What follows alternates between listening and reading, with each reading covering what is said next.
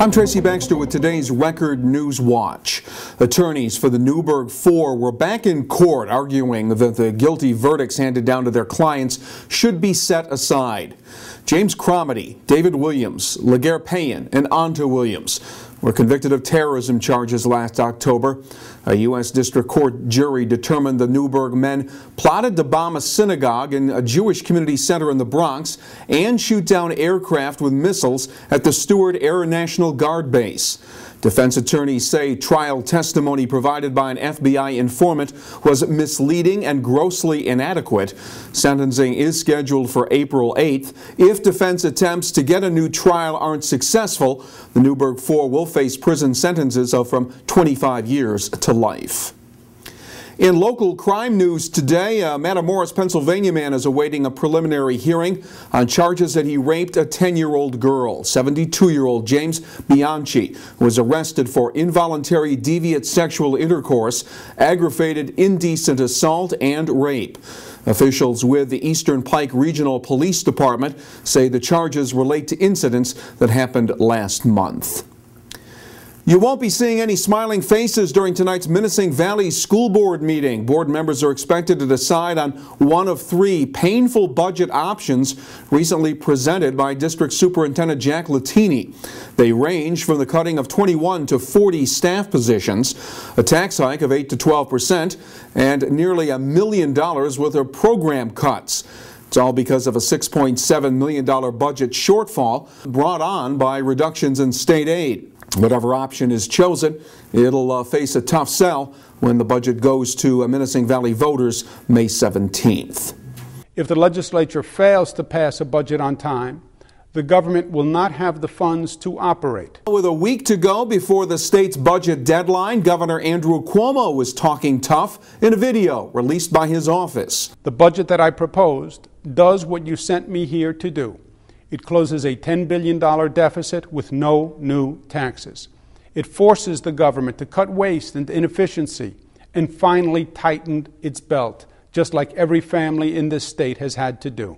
In his message, Cuomo said he was prepared to do whatever is necessary to get an acceptable budget passed, meaning one with no tax hikes and one that addresses the state's $10 billion deficit. State lawmakers are supposed to approve a budget by the April 1st deadline. Cuomo says the legislature will either pass or fail to pass the budget he has proposed, and that he won't back down from his promise to the people of the state to make major changes. Budget accomplished. Well, students have been attending classes here since January, but this evening, political and community leaders will be attending a dedication ceremony for the new Kaplan Hall on the Newburgh campus of SUNY Orange. The 87,000 square foot building provides an assortment of classrooms and student services, as well as facilities for a nursing program that will be available for the first time. Construction of Kaplan Hall was phase one of an $85 million project that will turn the SUNY Orange Newburgh extension into a full-scale branch campus. I ain't jiving, yeah. And the rec room became the blues room at Middletown Park Manor as musician friends of blues harmonica legend Little Sammy Davis performed some tunes in his honor yesterday. Sammy, who is now 82 years old, has been recovering from 2 strokes that have prevented him from playing the music he loves.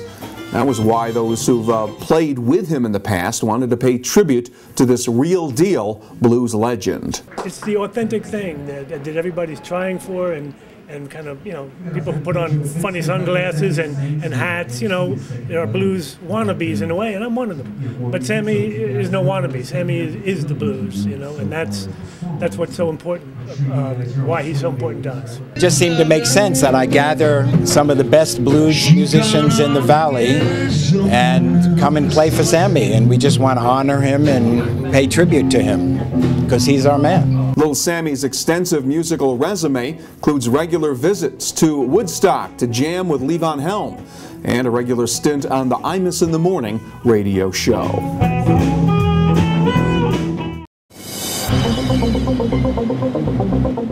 We got off easy when it came to the snow, but our weather will be cold for the next few days.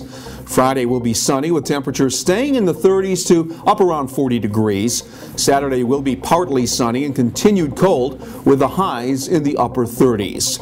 When news breaks, you will find it here at Record Online and get a complete wrap-up of all that's happening when you pick up a copy of the Times-Herald Record. For Record Newswatch, I'm Tracy Baxter.